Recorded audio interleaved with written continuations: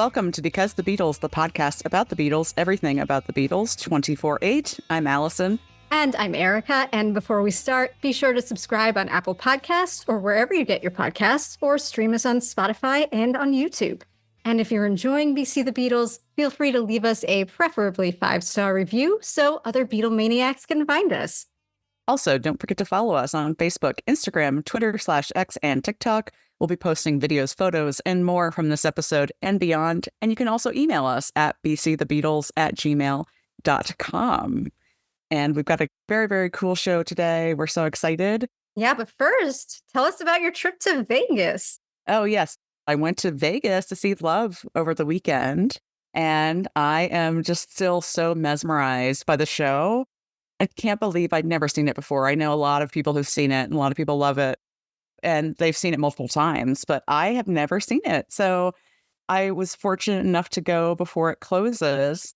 The last public performance is going to be on July 6th. So if you haven't seen it and can make it to Vegas before then, do it. Brave the heat. It's very hot in Vegas right now, but it was worth it to see Love. It was just everything and more than I thought it would be. I've been in love with the soundtrack since it came out, I think in like 2006 or 7. And finally seeing the visuals against the music was absolutely dazzling. It was such a wonderful performance, a great experience. I can't really say enough about it because it is just a phenomenal production. I'm so sad it's ending. I'm so sad they're going to tear down the Mirage. What a staple of the Strip. Wow, is that why it's closing? I don't know. I don't think so. I think maybe it's just ending its run. I really hope that they'll tour it or it'll come back in some sort of iteration. Who knows? I haven't heard anything about them bringing it back, but we can hope. And in the meantime, there's about 2 more weeks to go see it if you haven't seen it yet. Yeah. Cheap flights to Vegas, guys. It's worth it. It's so great. And now it's becoming like a once in a lifetime thing because time is limited. So get to Vegas, see Love, treat yourself, play some slots. It's a great little weekend getaway. Yeah. Giles Martin's first foray into the Beatles mix world with his father. Yeah. So crazy to think about that, especially now that we've been so spoiled with all of his mixes. I know. That was the one thing that now and then when he added in that bit from Because, it sounded so much like it was a moment from Love.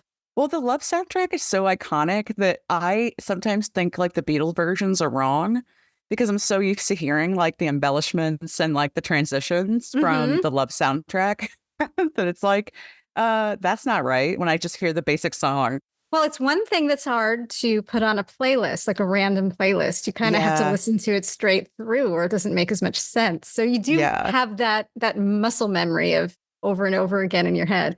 That's so true. Yeah. Having been obsessed with that soundtrack, it was just so great to see the show. And I've been wanting to see it since it premiered. You know, I still remember seeing photos and stuff from the premiere and seeing Paul and Ringo on the carpet and, you know, just wanting to see it so badly. And I've lived here in LA for 8 years and I haven't made it up there. So time is of the essence and I did it.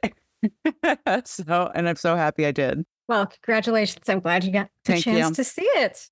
I had to just let everybody know about it. And if you haven't heard it's closing, you know, to do a little PSA because, again, limited amount of time, July 6th, your last chance, go see Love, get to Vegas. Well, today we have a totally different, but no less exciting episode planned. Yes, today is Juneteenth. It's a day that has held significance for the Black community for many years, and one that for the past 4 has become a national holiday here in the U.S. Today is a day for education, listening, learning, and increasing awareness of the Black experience. And as you guys probably know, Erica and I are 2 white women, and we are both still doing a lot of listening and learning ourselves. But we really wanted to celebrate Juneteenth and explore the Beatles' connection to civil rights, especially during their 1964 tour, which was a time of a segregated South in America. The history of Juneteenth goes way back, well beyond the 1960s civil rights era, though. Juneteenth commemorates the events of June 19th, 1865. It had been nearly 2.5 years at that point since Abraham Lincoln had signed the Emancipation Proclamation, which was the landmark executive order that freed enslaved people in the United States. But change was slow to come, especially in the Confederate States. That change finally came on June 19th of 1865, when 2,000 federal troops arrived in Galveston Bay, Texas, to take control and ensure that all enslaved people were actually free. This day became known as Juneteenth and is also known as America's Second Independence Day. And though the holiday was celebrated by some Black Americans throughout the 20th century, it was popularized nationally during the civil rights movement of the 1960s, as leaders sought to equate the slow adoption of civil rights across the country with African Americans' original fight for freedom 100 years before that. And even though the Civil Rights Act prohibited discrimination based on race, color, religion, sex, or national origin, many states, private organizations, and prominent citizens bucked against it. The fight for equality wasn't so simple and still isn't. Segregation, as it was in America during the early to mid-1960s, did not exist in England. And the Beatles were famously appalled at the idea that any of their concerts would take place in front of audiences separated by race, and they refused to play to segregated crowds. John Lennon said, "We never play to segregated audiences, and we aren't going to start now. I'd soon rather lose our appearance money." This segregation issue first came up with the Jacksonville, Florida concert at the Gator Bowl on September 11th, 1964. The city had to relent because they didn't want to lose a Beatles concert. And from then on, it was a staple of their concerts. They even wrote it into their later concert riders that they refused to perform if the audience was segregated. And today, our guest is someone who is actually at the Gator Bowl show, this very historic Beatles concert in 1964, Dr. Kitty Oliver. And we're so excited to have Dr. Oliver on. She is a veteran journalist. She's an academic. She's an author, an oral historian, producer, and professional singer. My goodness, what a resume. She holds a PhD in comparative studies focusing on race and ethnic communication. And she calls herself a product of the civil rights era who came of age with integration in the U.S. And she's the founder of the Cross-Cultural Race and Change Oral History Archive, which is housed in special collections at the African American Research Library and Cultural Center. She's written and or compiled 3 books focusing on race, change, and her own memories of growing up Black in the South. But most relevant to this podcast, you might remember Dr. Oliver. She appeared in the Ron Howard-directed documentary 8 Days a Week about her experience seeing that very Beatles concert in Jacksonville, Florida, right in the pocket of civil rights unrest. We're so excited to welcome Dr. Oliver to the show. Thank you so much for being here. We prepared a number of questions for you, and we really just want to know about not only your experience with the segregation incident, but also just your experience as a Beatles fan growing up at that time in Jacksonville, Florida. So let's start with the most important question of all. When and how did you become a Beatles fan? Well, I go way back. Let's see. I figure I was around 15 when I became a fan. Growing up in Jacksonville, we had the Black radio station where we listened to R&B music. And then there was this high wattage station, I guess WAPE, that actually broadcast on radio through the night. And the Black station stopped broadcasting around 7 o'clock at night. So that became the experience of listening to this other radio station and then listening to the music through the night when I should have been asleep, but after I'd done homework and all.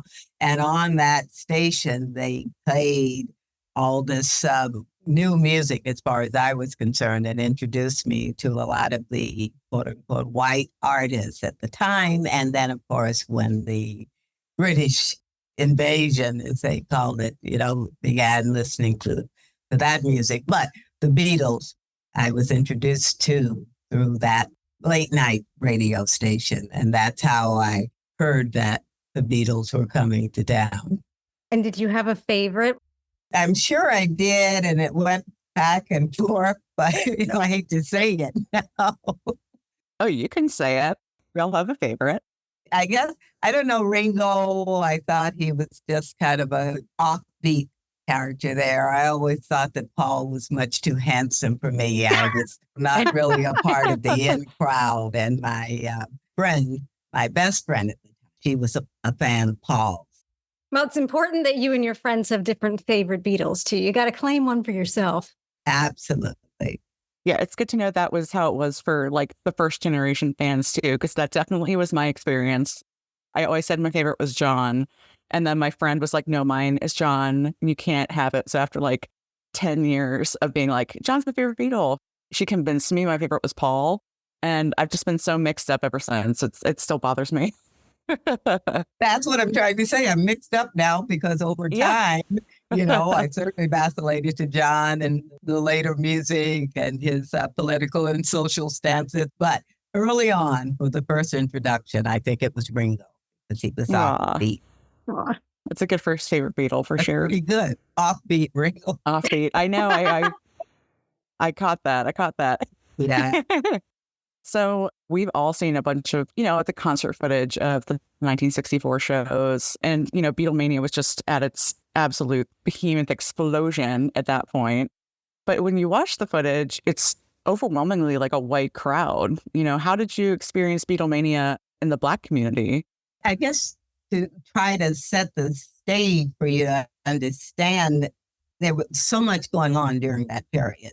That world I grew up in Jacksonville was all Black at that time. We were aware that things were changing, but more through what was going on, what you see on the news and television and the civil rights movement and the terrible confrontations that were happening as a result of that movement. But I was living a very prescribed life in the community where I grew up with my mother.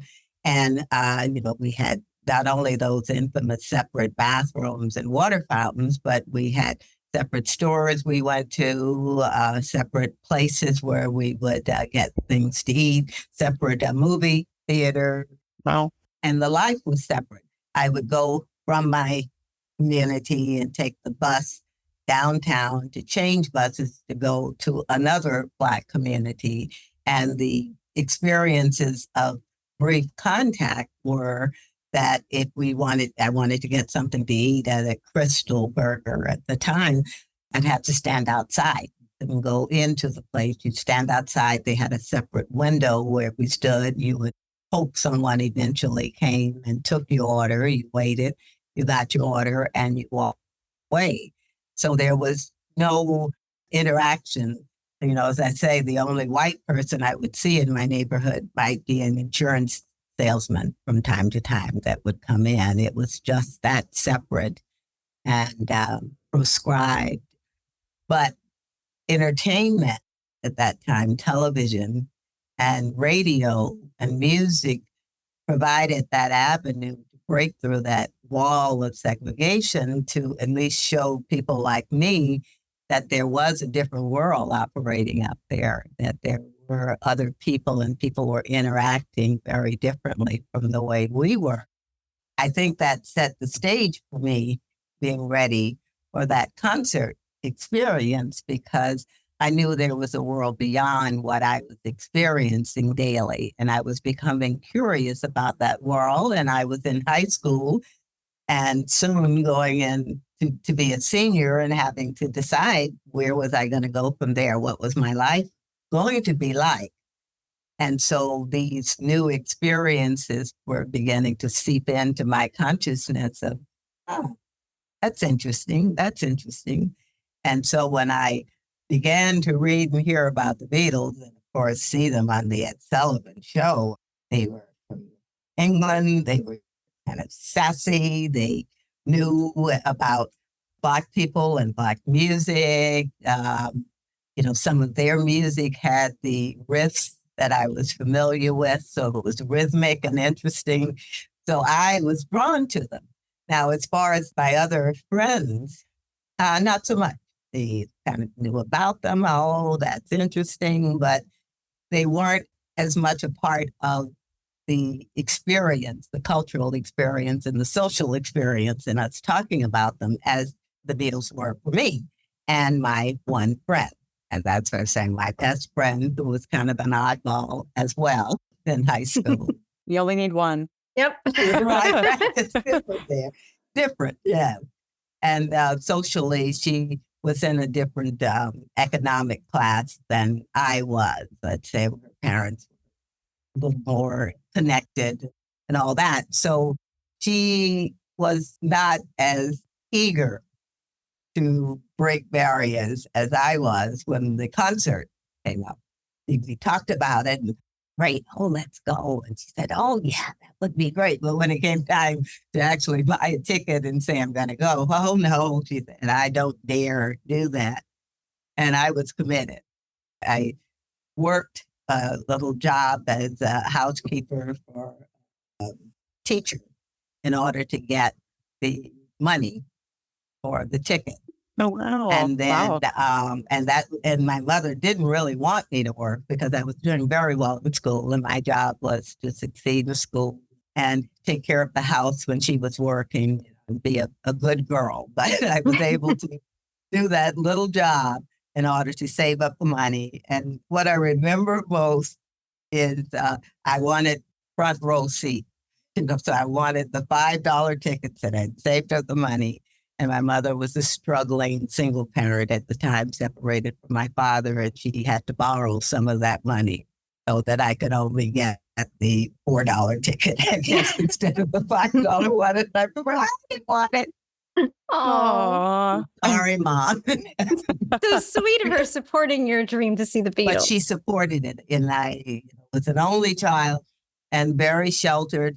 And I'm amazed to this day, especially given that social and political environment that I was telling you about, of the civil rights activity beginning, in that sense that there was danger out there if you moved beyond your neighborhood, that she okayed it for me. And I think it was because there were two things operating, that I was able to tell her how I would do it, that I could catch the black taxi cab, which went then to the Gator Bowl, which was a familiar sight because they would have the state fair there. So I was familiar with the grounds, and my grandparents lived on that side of town, so she knew the location. Beyond that, I don't think she had any sense of what I was really walking into with the concert that day. Did that feel scary to you? I mean, Yeah. Jacksonville historically was at the center of the civil rights movement. Lunch counters were desegregated a few years before. School desegregation was just beginning the year before. In a world where you had to stand at a different counter to get a hamburger at a fast food joint, what did it feel like to you to say, I want to see the Beatles? Was that frightening experience to say, I'm going to go to the segregated space, or now that it's desegregated, I'm going to do it? I think it was more the drive that, well, if it's desegregated and what I need to do is just have the funds or the willingness to go to the place, then it was my job to go ahead and do that and take the next step. I was part of an era, and just personally having watched things change the way they were, I really had that sense that people were working hard to push open that door. And I was part of the first wave, and my role in it was to walk through the door. And I know it wasn't easy for a lot of people. It took a lot of people, my friends and a lot of people in that community. It took them a while to really, is the door really open? Can I really go through? How far do I want to go through? To weigh all of that. And for me, it was like a door cracked open. Hey, well, the least I can do is try to go through that door. I had gone to the white library. So that was probably my first big step. They said the library was integrated now. And so I was going to go there. And I remember walking in and looking at the stacks and seeing all these books I, hadn't seen before, just this big array, and checking out a book and leaving. And that worked. To me, that sounds like an act of incredible courage, especially for somebody so young. Yeah. When I look back on it, I guess it really was, you get into some situations, perhaps when you're when you're young, especially, and then you look back and say, wow, I made it through that. But there was that sense that if I could see it, I could do it. And, if I could see it and kind of understand how it was going to operate, then I had the ability to make that happen. So the simple thing of the library. And so if I just had to deal with the fear, then that was something I could work on myself and could have some control of it. But the library thing, you brought back that memory I hadn't thought of in a long time, but going up those steps and that big door and walking in and the desk with the librarian there and not knowing. And I said, I want to see some books about such and such. And she said, over there. And I guess a simple thing, if perhaps I had been put off by the way she looked or she had been more stern. I don't remember that. I just remember I asked and I was given the information and I followed through. Well, that's what I was wondering. If the segregated spaces, once they became desegregated, if the people who worked there were open to it. And it sounds like you had interactions that were positive, which is probably such an important thing to have another interaction after that, too. And you don't always hear experiences like that. A lot of documentaries and things, people were just not open to it. And it's also a matter of what you consider positive in terms of your expectation. Now, I could have expected that maybe they'd say, no, you can't come here. And then you'd say, well, but the law says that I can. So I didn't have anyone saying no. Now, were they hospitable and say, oh, I'm so glad you're here, sweetheart? No, I don't remember any of that. So if the expectation was to be embraced, well, maybe that would not have been the experience. My expectation was I had a right to be here. I had a reason to be here. So all I want to know is how I can fulfill purpose for being there. I didn't need them to be warm and friendly and loving and accepting at that moment.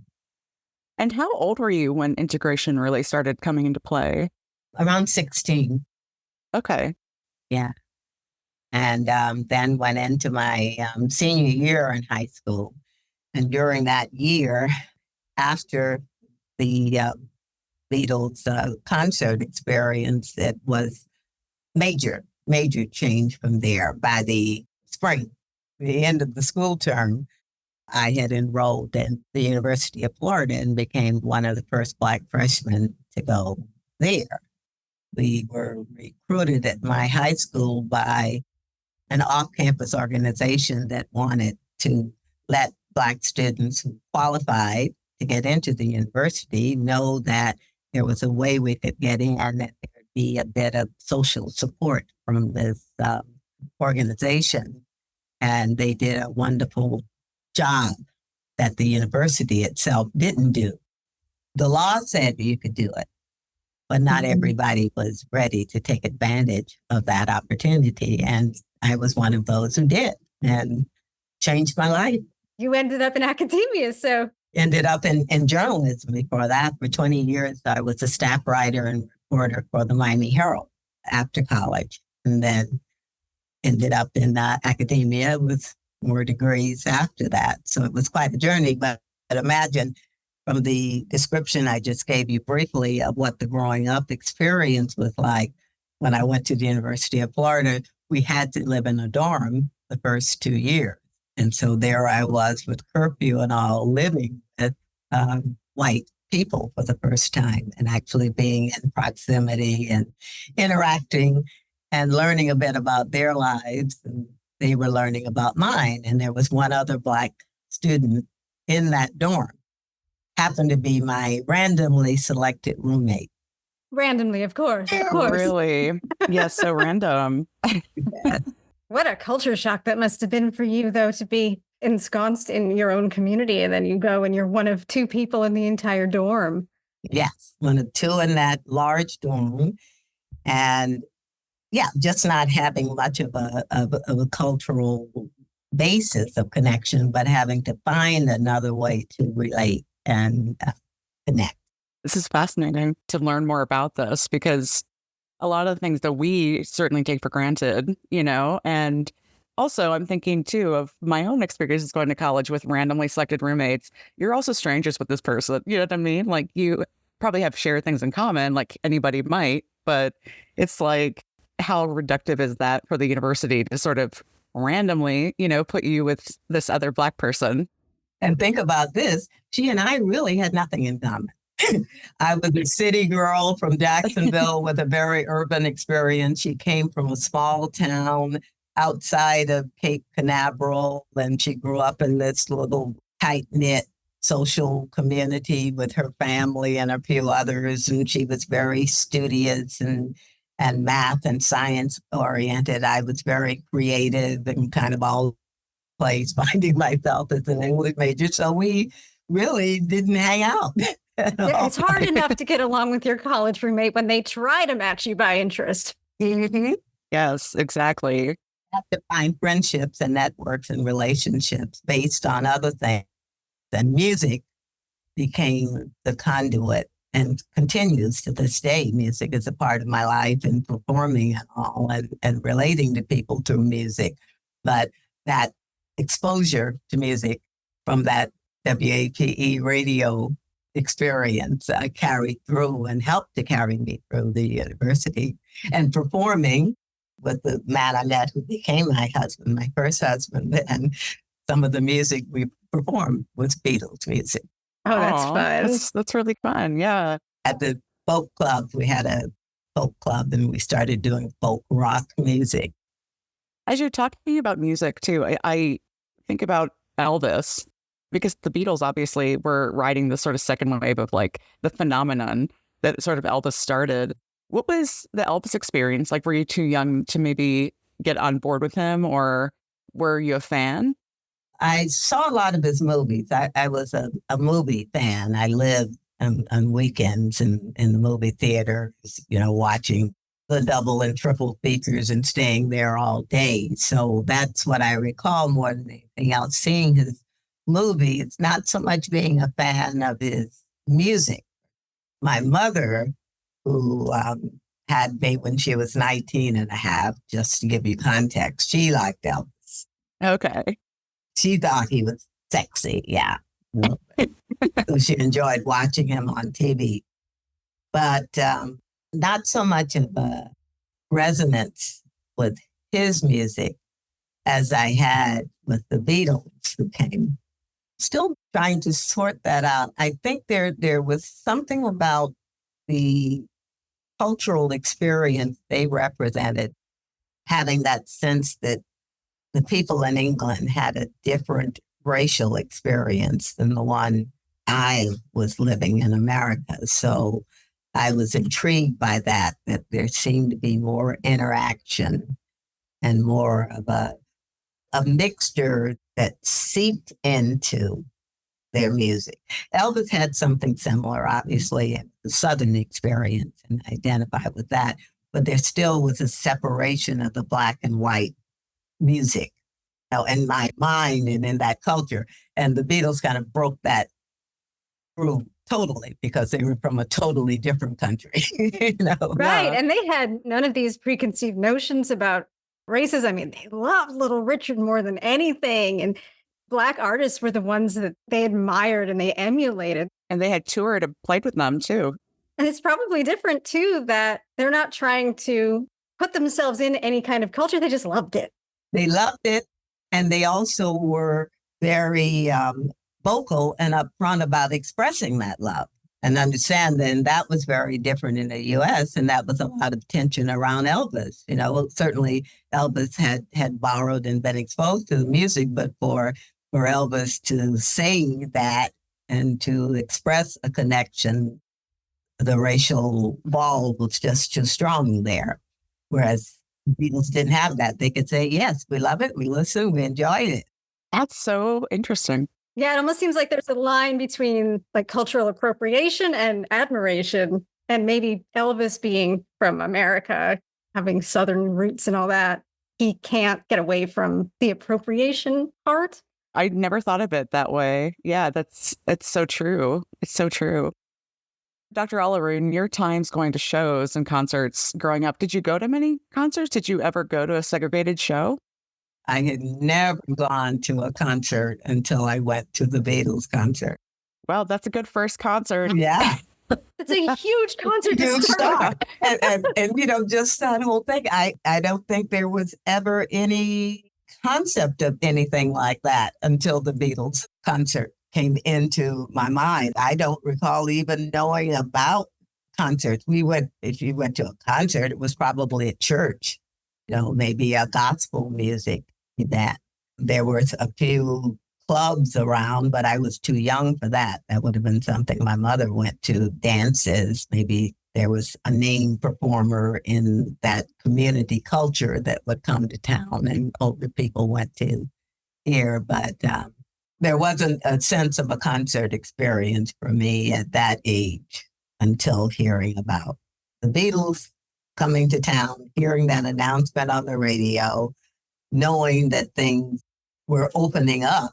It was possible to get a ticket. They couldn't stop me from going. There was no racial barrier like that anymore.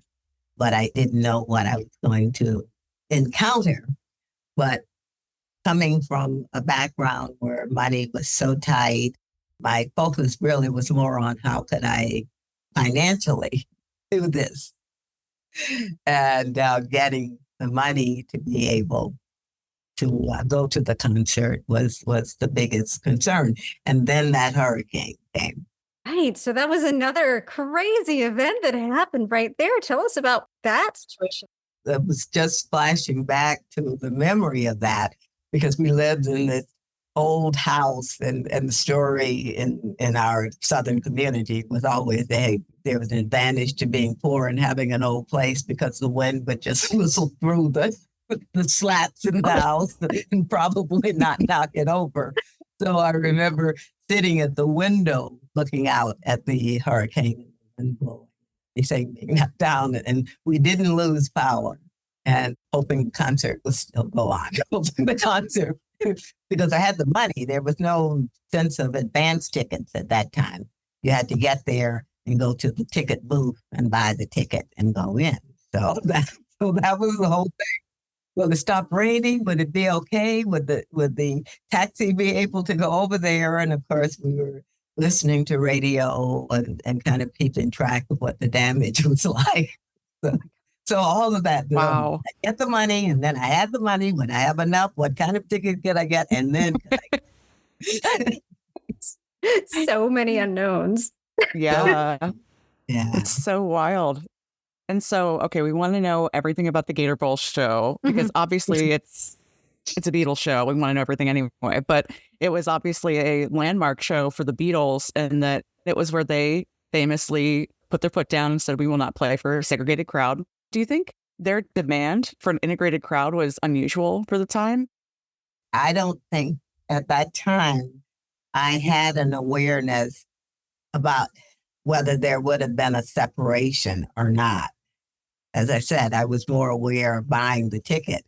Now, understanding what I know now, I guess there could have been the circumstance where they would have steered me to a certain area where I would be seated with my ticket.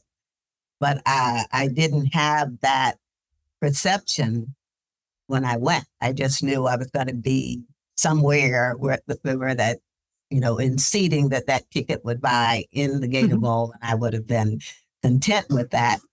And I suspect that as Black people, we would have been happy just to be in the arena. And there would have been that understanding if I had gone to other concerts or I had talked to people who had gone, that probably Blacks would have been seated in a balcony area, because I've heard about that, in some other places in southern cities where Blacks would go to see a movie even, and you sat in the balcony. There was certain seating where you could go. But because of where I grew up, and like I said, we had 3 movie theaters and all, and they were all Black. We never had that distinction. So I didn't have that in my mind that I might have been seated somewhere else. I just knew I was going to be in the arena. But now to understand that they had made that stand, I think, was major because they had to be thinking about what people would have experienced, how different the experience would have been to come in there as a Black person, as a person of color, being told, yes, you can hear them, but you can only sit over here or Yeah. up there. Yeah, for them. And of course, they were a bit older than me, so they probably had more of an awareness than I did at 16, 15 or 16 of what was going on.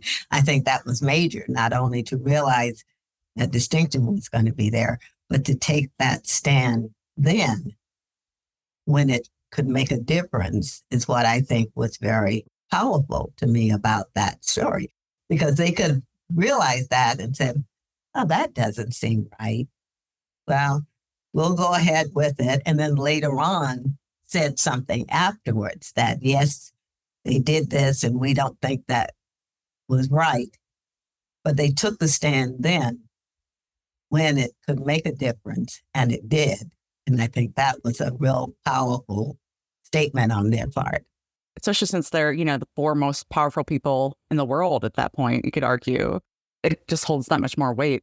I think they only did it like 5 days before the concert. So they kind of put people on their toes and made them have to act immediately. Well, that's what I mean. Just that kind of knee-jerk reaction in taking a stand. And when I talk with people, especially, younger people, to remind them that we're always in our lives presented with those situations where you make a choice. We think of it making a stand as in the doorway, doing something so dramatic and changing the world. It's those choices of saying no, like they did. No, that doesn't make sense. No, you're not going to do that. And saying that then, just as I said, the concert was available. Yeah, well, I'm going to go, And yeah, that's what changes the world, what makes a difference, what makes a shift in our lives and what makes a difference in our communities and society. To this day, the fact that they said no and they said it then, and they said it just very definitively, not trying to start anything. No, that doesn't make any sense. Yeah, they just being from England, like, well, that sounds stupid. No. And without having to go through all of the, well, but if we say no, it may mean that this will be canceled and then we may not be able to perform anywhere. They didn't go through all of that tripping. No, and John Lennon flat out said, I will lose my appearance fee before I play before a segregated audience. So they were fully prepared to accept the consequences. Okay, so you're going to go and you have your money.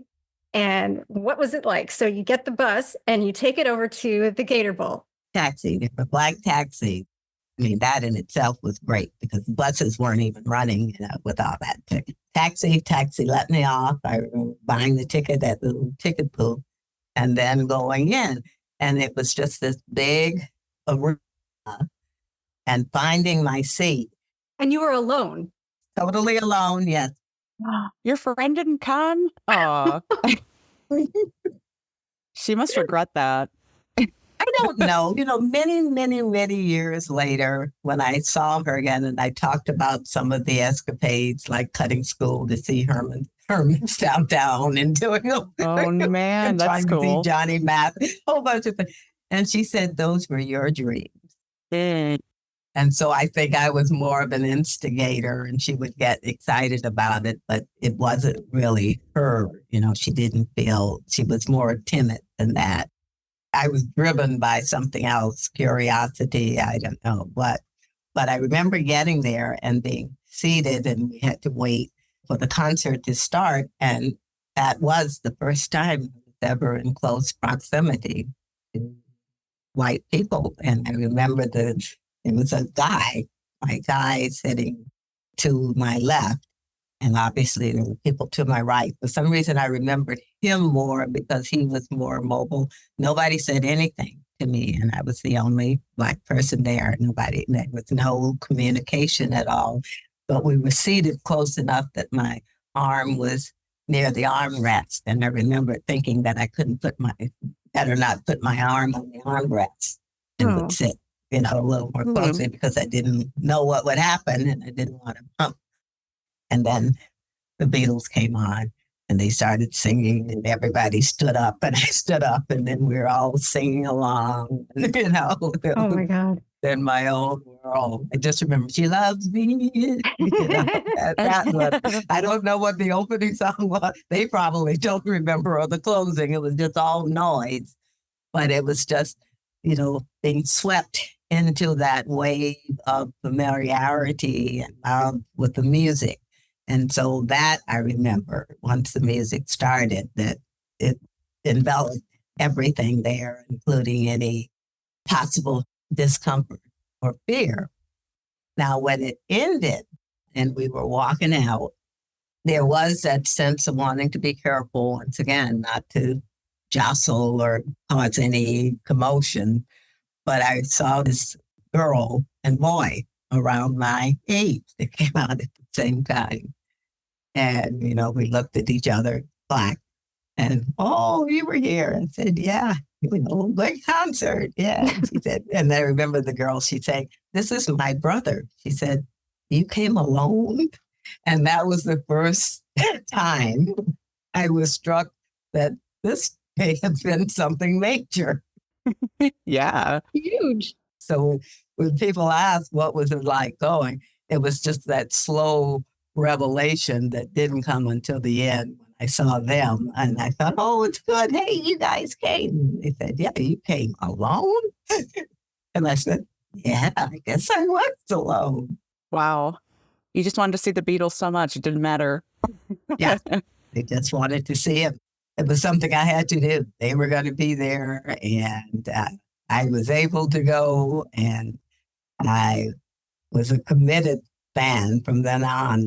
That radio station, I remember, had a contest about why I love the Beatles, some that where you had to write a short essay. And of course, I was a writer even then. And I remember winning an album that was supposedly signed by them. Oh, wow. And it was such a big thing trying to get down to the radio station to actually pick it up.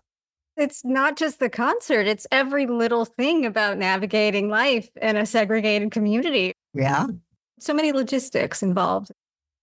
So at the concert itself, what did it sound like to be in the middle of that audience of screaming fans? And what did it feel like to be there and to be watching the Beatles at the same time? I don't know if you heard them because of the screaming, but at least watching them. I remember that roar. So what did it sound like? It was a roar in unison of response, something I don't think I've ever experienced. I'm not a big sports fan, but I've gone to a few events and that people really get riled up. But it was like that roar when everybody's on the same page, especially when they came out and took the stage and started singing. And then the music, I remember hearing the music and hearing the songs, but it was like every song you recognized and then every song you were singing. Everybody was singing along. I suppose I heard the Beatles. Yeah, maybe. It seems like there's three types of people at a Beatles concert. There's the people who are screaming their faces off. There's the people who are singing. And then there's the people who are standing there slack-jawed and just sob, like crying and just in awe. And you were a singer. That was yours. I think I was a singer. Yeah, that's a good way of putting it. You're right. It was definitely not slack-jawed. And I could only yell to some degree. And there definitely were people just yelling around me. But I was singing because I knew every song and knew the words. And so I was singing. Yeah. And I remember it seemed to be over so quickly. It was short. They only played for like 25 minutes or something, too. That's what I heard. I just remember it being short. Do you remember if there were a lot of opening acts? That I don't know. That I don't. I had since read about that there were the other opening acts, but I don't remember that. I remember things going on stage. But like I said, it was more when I got there and I got my seat and living in that time and that environment, and still now, you have your antenna up for danger. Mm. And I was more aware of, okay, now I'm here. What is this environment like? Is there anything I need to be aware of? What do I need to be conscious of? And that's why I said about seated next to someone and making sure you don't bump them and almost making yourself small for a bit and all that. So that may have been why I wasn't as conscious of the man and the music that was on. I knew that there was music and other things, but I was much more conscious of, hey, I'm in this potentially dangerous environment. Is there going to be danger, or can I relax to enjoy? And when the Beatles came on, just knowing when they were saying, all right, they were beginning to introduce them, and everybody stood up and everybody was concentrating on that. That's when I knew it was okay. Wow, what a moment. What a moment. So after the concert, it struck me what you said, that you found two other Black teenagers coming out of the concert, and it kind of was a moment of realization for you about the magnitude of what you had done. So given that, did the experience change you in any way after the concert? I think there was a sense, definitely a sense of having achieved something, because it was something I wanted to do. I knew there was a way of making it happen and that it happened, and I definitely enjoyed it. I was not able to share it with anyone, even my friend. Hey, I went, oh, that's good. So I think if there was a change at all, it was just that realization that there were going to be experiences that were going to be uniquely mine. And I'd have to find a way of processing and using them, that they weren't going to be shared in the way life had been shared up to that point. When you live in a community of similar people, there are certain shared experiences I had in that Black community as part of being that community. But this was the first time I really had some new experience that wasn't going to be shared with that community in that way. But it ended up being shared in a different way with a larger community as I went on to college, and I had connections in another way. And it's still being shared because we're sharing it now, and it's amazing to hear about it. And who never would have known that the story and the experience would have such resonance and would continue to have resonance when the 8 days a week touring years premiere in London. My husband and I were invited and had the wonderful experience of going there to see the premiere and to walk the blue carpet and be interviewed, and also to watch the family of Ringo and Paul and John and George come. And there were 3 sections in the balcony area where we were going to see the film, and they were in the center section, and we were seated in this another section. And to hear them and their families react when the Jacksonville story came on in that segment, and Ringo saying, we just played to people. We didn't, and they, yay. Oh, wow. It obviously had meaning to them, too, being reminded of that incident and how it continued to have resonance. And then at the party afterwards, that was my first meeting with, so to meet Sir Paul and to meet Sir Ringo. And I went up timidly and I said, oh, thank you so much for what you did. And they said, Kitty, we're so happy to see you. And they said, thank you. Thank you. Thank you for reminding us of this. Thank you for coming to the concert. So to have history meet and have our lives cross in that way was very profound, and to see what meaning that experience had for them from that end. And then they were glad to meet me, having been there to share it. That's an incredible full circle moment there. You don't get that with everything. That's great. Wow. And if you could only know that as, a little girl going to the concert, as a teenager, that one day you'd share this experience with them on a personal level, it is very profound. Even to this day, and that's why he asked to retell the story of the experience, each time. I think, well, it was just such a minor thing, it seemed, but not in the grand scheme of things. So I have to keep Yeah. remembering it's not my story. It really is an example of, what can happen, in the same way that it's not just their story. To them, it was just something they did, that made sense. But the more you look at it, you realize, oh, that was something. Oh, in terms of how they found me, I had written a memoir about growing up in Jacksonville and moving into that larger world, some of which we discussed. And the memoir had more to do with race and ethnic relations and encounters as you move forward.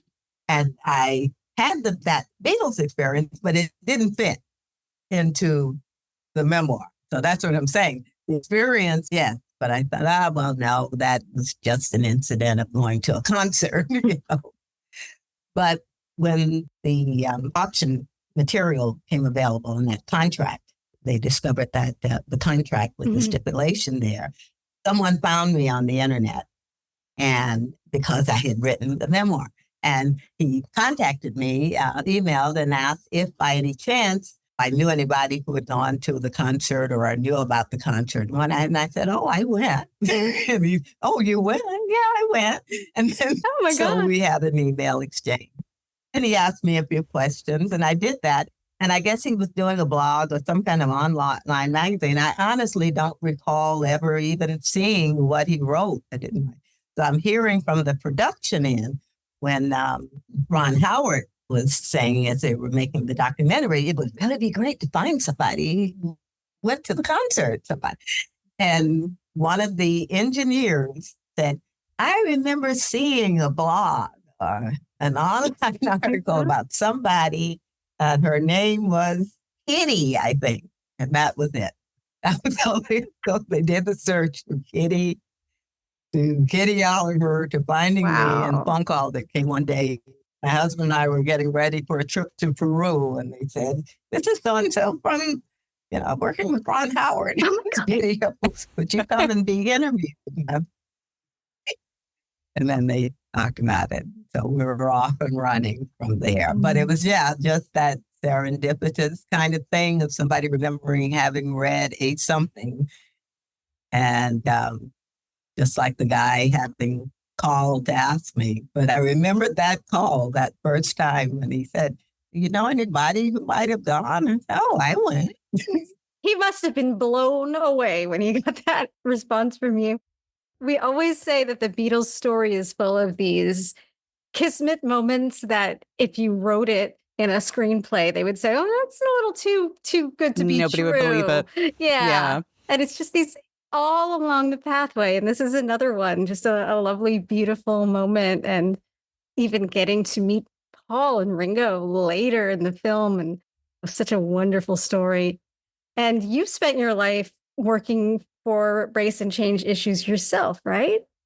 Yes, I think that's has become my journey, and I think some of the seeds of that journey began with that experience, with the concert experience, and then other opportunities in the months that followed, where I, the result, moved into a bigger world, and then just being curious about other people's experiences, because it was such a changing period, so many profound things happening, that I wanted to capture the stories of how other people were dealing with differences and new encounters, and how their lives had been shifting and changing. And then there became the name for it.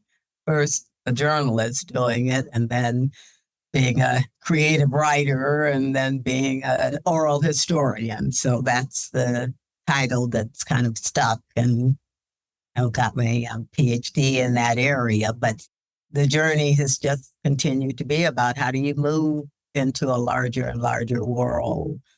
What is it about some of us who are able to make that journey, and what's the lesson in it? Encourage them to do the same. That's fantastic. If we have listeners out there who'd love to follow your work, where can they find you? Well, I'm at kittyoliveronline.com. I'm on Race and Change on Instagram and Facebook. And I love to hear from people. And if there's any way, any of the resources I have a YouTube channel as well, Dr. Kitty Oliver. So there are materials there and interviews with people from a myriad of backgrounds and cultures talking about race and change. And I'm always there to share. Dr. Oliver, this has been incredible. What a wonderful story. So grateful that you could be on with us today. Yes, thank you so much. This has been so interesting and really meaningful for us. And thank you so much for sharing your story, first in the documentary and now with us. We're just so honored. Well, thank you for inviting me to do it, because you often think to that, oh, nobody knows, who would care? But the fact that you care feeds my spirit as well. Wonderful. Well, thank you so much.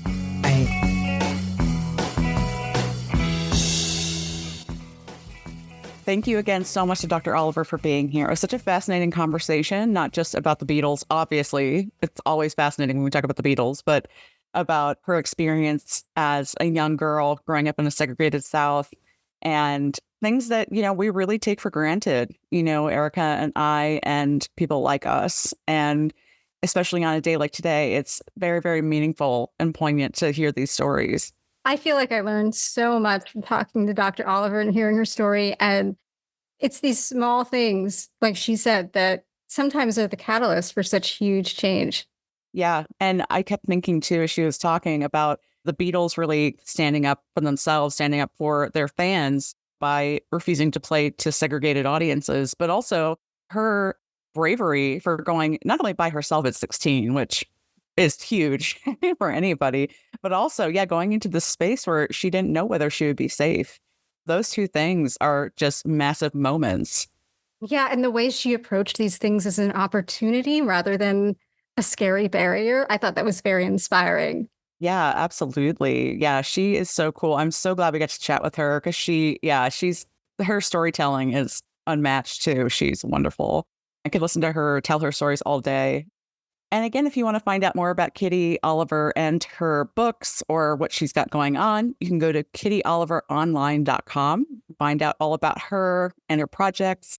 And like she said, you can find her on YouTube and social media, and we will drop a link to her website in our show notes so you can check that out. And in the meantime, thank you again for listening to BC the Beatles. As always, subscribe on Spotify, Apple Podcasts, YouTube, or wherever you're listening right now.